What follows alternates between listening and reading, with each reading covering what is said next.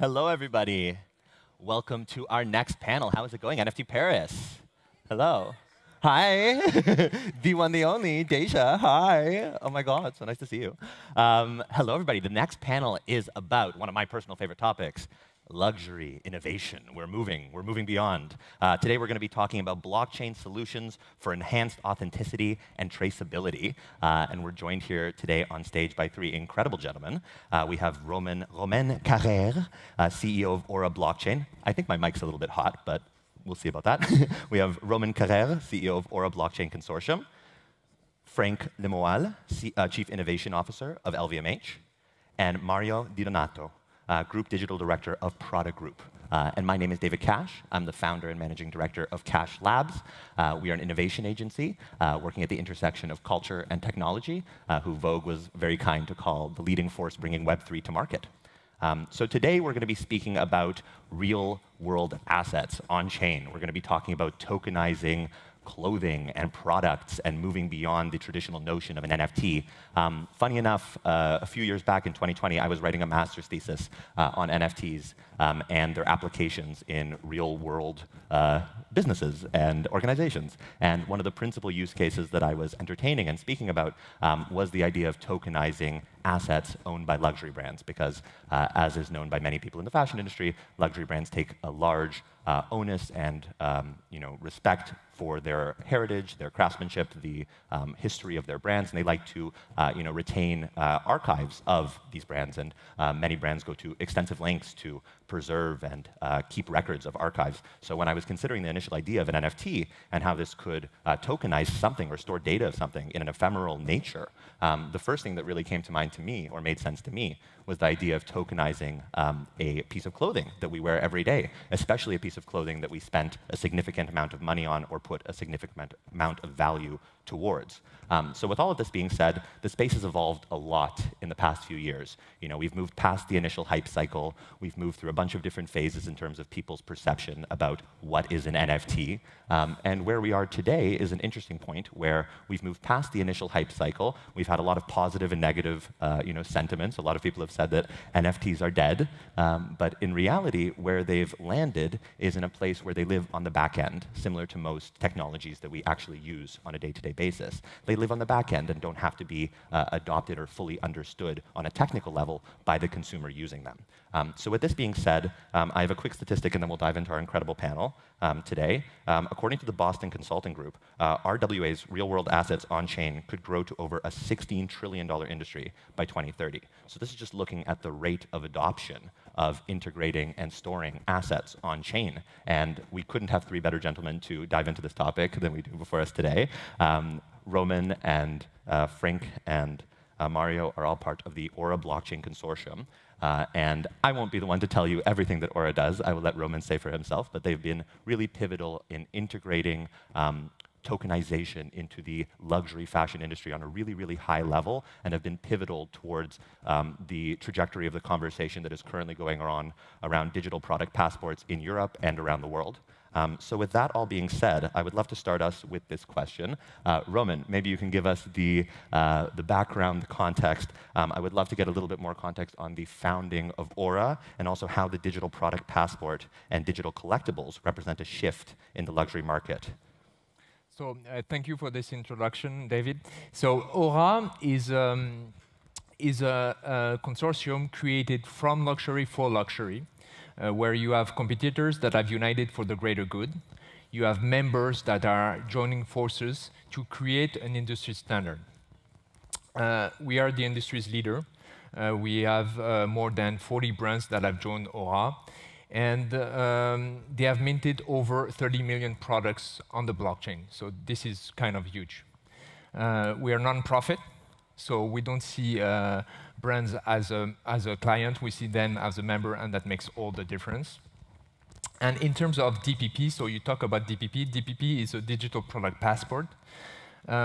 We create digital identities for each product, and we put them on the blockchain. So when you buy a product today, you can connect to the product and have all type of the information. So DPP was brought through regulation, EU regulation, but it's not only that.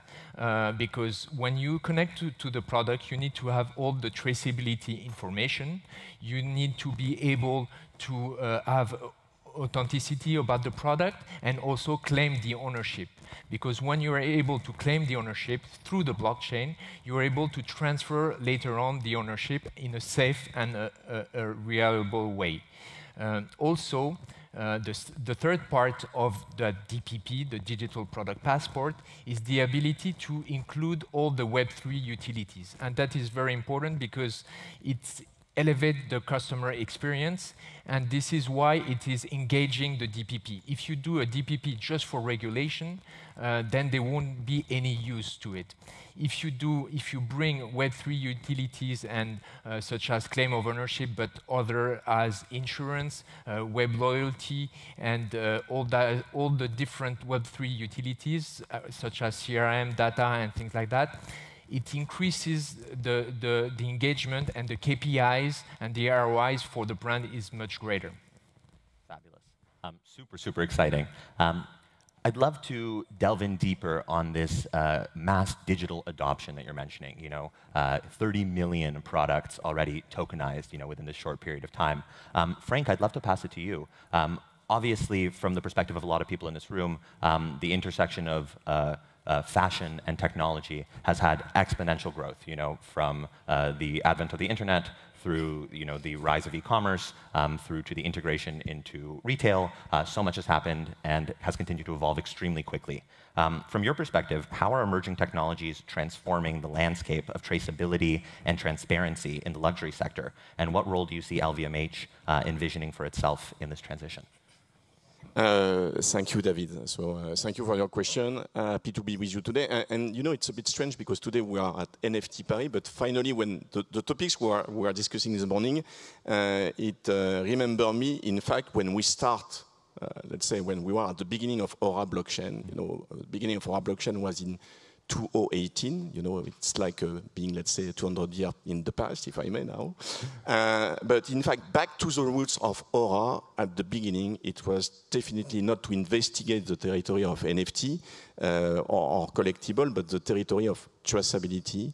Let's say, really able to bring, let's say, new modern technology in order to reinforce origin and authenticity for the luxury industry. So we started at LVMH in 2019. We had the pleasure to, let's say, welcome just after our colleague from Prada, because as Romain said, it's really a story, probably for the first time ever, where usually challengers are working together. We had after that the pleasure to receive Richemont and Richemont Group, especially Cartier and Van Cleef & Arpels. And after that, we were joined by Only the Brave and also Mercedes-Benz. And again, the origin was especially for LVMH to find through blockchain capabilities to reinforce authenticity and traceability. You know better than me that when you are working in the luxury industry, the core value of luxury, this is uniqueness of the product, this is craftsmanship, this is origin, this is authenticity, this is, let's say, quality of the raw material, quality of the components, and in a world where, let's say, value is becoming more and more critical, having the capability to rely on some technology such as blockchain, such as track and trace, such as DPP, is really probably a game changer in the future and a critical challenge. It offers, let's say, opportunity, of course, to propose new services to our customer, but again, definitely, it's a way where technology can help, let's say, the DNA of our brand, and making sure that finally, when a customer will purchase one of our products, the whole history of the brand will be behind, the authenticity of the material will be behind, the authenticity of the savoir-faire and know-how will be behind. And this is why I think we definitely believe that now traceability and transparency is a key challenge for the luxury industry. And we believe, and this is where we join force, that relying on blockchain, on DPP, on let's say such decentralized technology is a key enabler especially for the luxury industry. So I think, I'm sure that Dario will talk after about, let's say, opportunity we had on the customer-facing side. We'll probably also talk about the emerging legislation, will push us as well. But this is why we believe that there is an opportunity for us to invest on those kind of technology. Fabulous. I think this is a very productive point of view for somebody representing such a storied luxury house to have, and hopefully folks in this room are taking account of this. Taking the core tenets of a house as important as LVMH, craftsmanship, heritage, provenance, and how do we take these core tenets and bring them into the future and leverage technology to our advantage to support core tenants and not, move in a completely different direction. You're not going to launch a PFP project tomorrow or something along those lines. You're going to use this technology to actually enhance and enrich the brand's core values, which I think is incredibly important. With this in mind, Mario, you're also a perfect person to be speaking about this, in terms of innovation in the fashion industry and taking an iconic fashion house and bringing it further and further into the future. From your perspective, how is Prada Group leveraging digital innovation to enhance customer loyalty and improve community engagement? I mean, as Franck was saying, I think in the last 4 or 5 years, we've been spending a lot of time in exploring how the customer is kind of changing time by time with a look at the customer of the future, which is the most challenging one. And we've seen this shift, right? From the need of something to the expectation of something, right? That is stronger than just needing it. So they expect you to do so.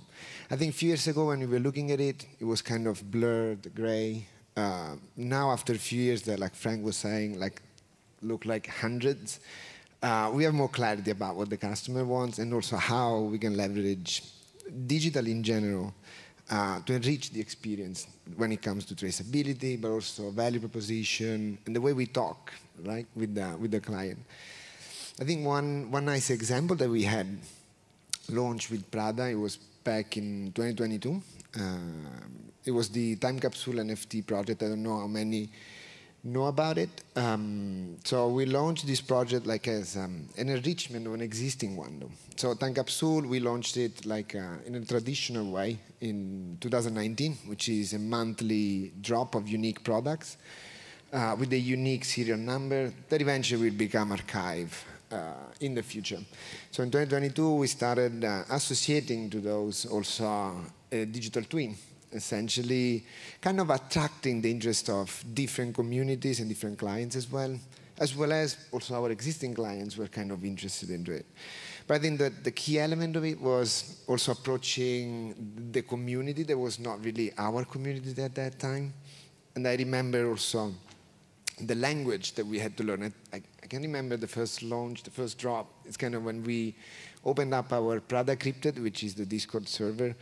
Also, the type of questions that we were getting, it was kind of, totally different and a learning experience for us. But that's where I think kind of exploration came for us as an additional value. And then, again, I think Franck was right in saying blockchain, NFT, all these things are enabler of such a bigger thing that can be inspiring also for the client. The other thing is also engaging. So we're exploring with clients. What is engagement, right? It's content, it's something different, it's innovation. So it provides us with these tools to explore also how we can make it more engaging rather than just, a purchasing nice experience. Absolutely. I mean, especially considering how we communicate with the consumer. As you're saying, this changes so rapidly every time we integrate a new technology into this tech stack that we're working with. I'd love to dive deeper into this. Romain, I'd be curious to get your perspective on this customer experience evolution, and by integrating tokenization, by integrating digital components to physical garments, like the made-to-measure Prada jacket I'm wearing right now has an NFC chip in it. This has a QR code in it that attaches to a digital experience. How, from your perspective, does this digital component elevate the customer experience and, per Mario's point, become more of this expectation than the added value? And how can we continue to proliferate this?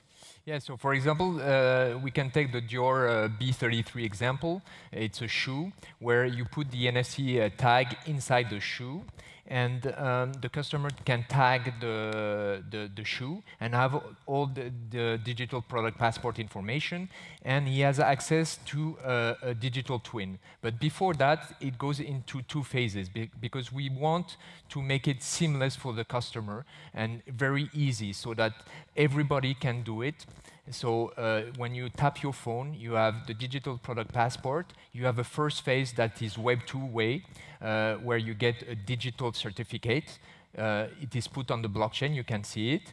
But then for the people who do have a Web3 wallet, they can connect to the Web3 wallet, and that's the second phase. That way, we get all the traction from Web3, but we allow Web2 users that do not have a Web3 wallet yet. We can also make it easier to have a Web3 wallet. We do a Web3 wallet with them, with a link, through a link. And that makes it really easy for anyone to download the NFT and to mint the digital twin. What we call a digital twin is an NFT that is attached to the product. So when you resell the product, you will resell also the digital twin. What we call a digital collectible is something that you buy with the physical product, but is disconnected from the product.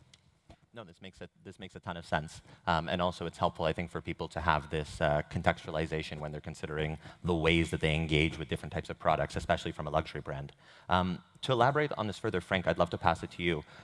Considering the digital product passport as this piece of consumer data that the consumer owns to a certain extent, but the brand still has access to. We're still in the era of big data, and for luxury houses, any large brand in the world, this is a topic that is very pertinent because you're storing millions, if not billions, of data points on consumers. Can you elaborate maybe a little bit more on the digital product passport from your perspective and how it's significant for LVMH brands and the luxury industry, obviously beyond?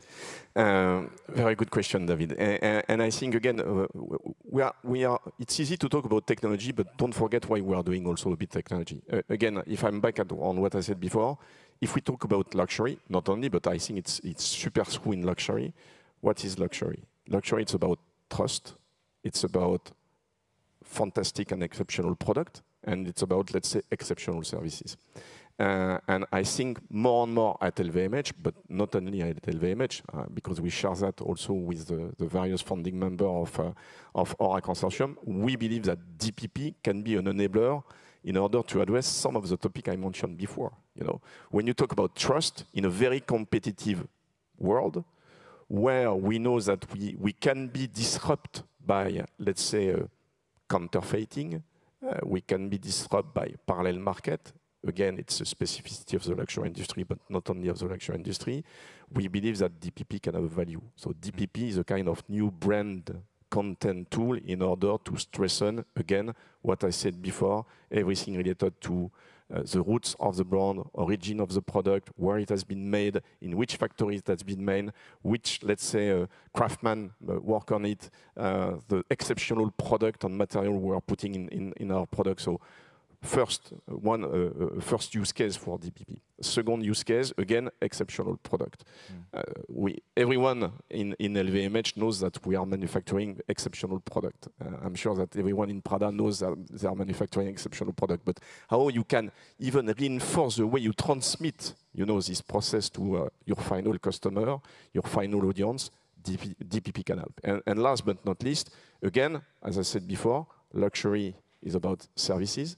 That means that when we welcome a customer in our store, this is to make sure that he will be able to benefit from exceptional services. We believe that DPP is also a content and a tool to open and to really open new services, such as, let's say, repair, care, guarantee, why not insurance? And it's a bit a tough topic in LVMH, and we don't want to talk about a lot about it. But nevertheless, it opened also probably one day, let's say, what we call also the resale market or the circularity process. And this is why we believe that DPP has a value, and why we believe that, let's say, connecting DPP through blockchain to our physical product through whatever you mentioned, chip, tag, QR code, high-end image rendition, this is where we see the value and territory for us to investigate. Fabulous. So many useful points for people to consider, in terms of the life cycle of a luxury garment or a luxury good. When you consider where that garment goes after initial purchase, the secondary market, repairs, insurance. I love this consideration. And just for example, if you take, Romain mentioned, let's say, the B33 project of Dior Couture, but if you take, let's say, the fantastic project we did with L'Europiana, more or less connecting the famous, let's say, the thinnest merinos wool in the world called Gift of King, and every product of L'Europiana having Gift of King part of the garment, voilà, and connecting to a DPP. This is to show the origin of this fantastic merinos wool. This is to make sure that the customer will feel on it, and of course after that opening services such as circularity and repairs and care in our fantastic L'Europiana store. Yeah, and just to jump on that, the customer, when they go to the store, they can have access to this information. They can have access to the storytelling, which is very important, and have access to the upstream information on where the product is coming from, because this impacts the quality of the product. So they know that they are getting the best quality of the raw material. And also, when we talk about downstream information, such as repair, it talks about, it increases sustainability of the product so that we can make sure that the product life cycle is the longest possible. This is excellent. It also comes down to trust, because especially when you're considering the longer life cycle of a garment, or a garment in its second, third, fourth use, which is often the case, how do you know that that's authentic if you buy it in a foreign country? How do you know that it's authentic? If you didn't buy it from an official store, how do you know that it's authentic? Having a digital certification that is immutable on-chain, issued by or a trusted company like LVMH or Prada Group. This is that certificate of trust that I feel like is necessary. And Mario, I want to get your perspective on this, because I had the pleasure of doing my master's in Italy. I am aware of how important the archival aspect is for many luxury brands, especially in Italy. So I wanted to ask you about your perspective on circularity and sustainability within this process. How do you feel that this is important to consumers versus the brand, and how do you see Prada Group adding value to the customer experience by integrating these concepts through the Aura Blockchain Consortium and beyond? Yeah, I think these concepts are super valuable in a way that they can amplify our kind of commitment to sustainability and circularity. Like, it doesn't come from digital. I mean, it's embedded in what we do. Sustainability, like think of Renylon or many other things that we do. But I think it provides kind of an argumentation factor and easy to explain people where to get this information. So it's a matter of what and also how people can get access to. I think talking about like authenticity, certificates, I think traditionally there is one segment that was historically already kind of used to it, that is jewelry, right? Like, or diamonds. Right. So they usually come with the certificate, the traditional certificate. Usually it's a paper-based and a physical. Correct. Yeah. So, and also there are some limitations. For example, you can have a certificate for diamonds and stones that are like 0.5 carat or larger, but nothing lower than that. And I think that's where we had another very nice example. So we launched our fine jewelry collection that is called Eternal Gold. Also the name tells you a little bit about the timelessness of what we believe is our product. So what we did, essentially, it's a collection made of 100% recycled gold. And it's fully traced upstream in the whole value chain, from mining down to collection, cutting, setting, polishing. So you can find all that information. And plus, I think we just moved that convention of the 0.5. So we have certificates for all our diamonds, whatever the size of the stone is. And I think that the most amazing thing about it, on top of transparency, is the fact that it's easy to access. It's a tap on the phone, and then you can get all that information. And then it comes with all the authenticity certificates for both gold and diamonds. And I think that's a perfect example on how the technology and digital can enable like a better customer experience, building trust. And again, like, I think the need for transparency or, you know, authenticity doesn't come from digital.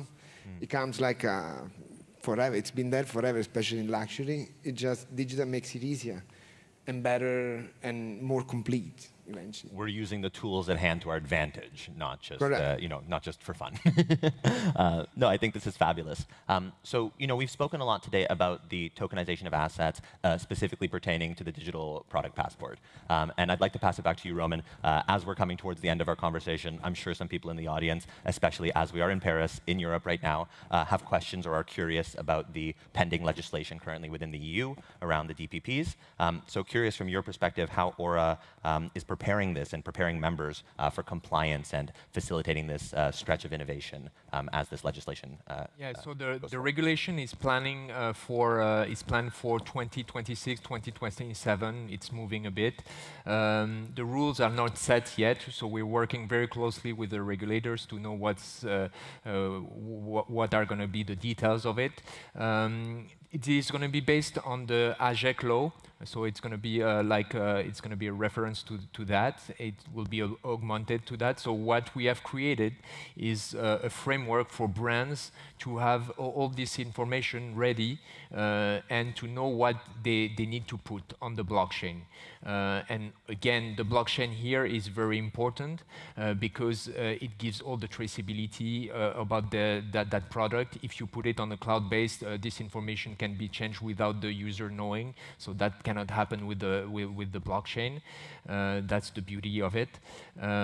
We have something quite unique at Aura, is that we are able to provide a private blockchain. We have created a private blockchain that is reserved for the luxury industry. That's for the upstream information on traceability that is used partly on the EU regulation. And then we have the public blockchain that we can use because we are blockchain agnostic. And so we are EVM compatible, so we can connect to and mint on Polygon and Ethereum, for example. Super. Super. And I think all of this comes back to, for the brands that are participating in this, you know, coming together and forming a united front around trust, traceability, transparency, these core tenets, and bringing them into these conversations with government as a fact that you guys were already doing this before this, you know, legislation was coming into place, and I feel like that's very important. So Franck, as we're moving towards the end of this conversation, I would love to hear from you. If somebody wanted to go right now on their phone or on their computer and research some of these fabulous touch points that LV, Loro Piana, etc., all the incredible LVMH brands that have integrated a DPP or you know, a tokenized asset, where could they go and experience some of this trust, traceability and provenance that you're facilitating through these products? You know, LVMH is a big group, and we are not the only one. But I think most of our maisons are moving in this direction again. And I think Romain is right. We are moving in this direction because legislation is starting to evolve. But as you understand, not only expectation of our customer, especially for, let's say, having the conviction that we, let's say, about the origin of our product, the authenticity of our product is super strong, and especially with young generation. So we believe, again, that technology is not first, but technology could be an enabler. So if you look at the LVMH group, you know, Mario was mentioning Diamond in Prada. Louis Vuitton is also, let's say, tracking and tracing all the diamond in Louis Vuitton through, let's say, blockchain, Aura blockchain, and DPP, from mining to cutting to polishing to the final product. And we believe, by the way, this is an industry standard. And voilà, I hope that soon Cartier, VCA, and also Tiffany and Bulgari, part of our group, will follow this process. I mentioned Loro Piana. We have also, as Romain mentioned, Dior Couture, who is really putting more and more DPP in part of our product. Bulgari will follow soon. Hublot, our famous watches brand, is also putting DPP part of our watches. So voilà, everywhere we are pushing. I think the perspective is to start by some category. Diamond is a must, because we have also some regulation. Everything related to exotic leather, everything related to very, let's say, high-end and sophisticated product is a fantastic opportunity. And again, back on the sophistication of the product and the services, you know that luxury is also the world of made to order, one-to-one personalization. And of course, we believe that the final, let's say, step of the personalization is probably providing to our final customer their final digital product passport. So this is where we investigate, and voilà, 6 or 7 brands of our group are moving fast, and the other will follow. Oh, this is super. And another thing to jump on is that we have also many independent brands that have joined the consortium. So aside from big groups, and there is a huge traction. So we can talk about the Tod's use case. For example, Tod's joined recently in August, and in a couple of months we were able to deploy a use case in October. So very fast, because we created a platform. It's called the Aura Creator, that you are able to deploy very quickly and seamlessly the DPP, so it's very useful for brands. And so we have many other independent brands that have joined the consortium that haven't announced yet, but that use case will come up very soon. Excellent. And I think one of the value pieces, well, one of the many value pieces of such incredible houses with multiple brands initiating this, this consortium is the fact that, like Franck mentioned, you can have this top-down approach where you start with some of the most exhaustive processes, like diamond mining, as you're saying, where there's so many specific touch points throughout this process, documenting those and digitizing those, and then moving down throughout the brands and the product category to maybe more direct-to-consumer type products that are a little bit more quick to buy, let's say. And I'm curious to get your perspective. Again, we're coming towards the end of our conversation today, unfortunately, but I would love to get Mario's perspective on this as well.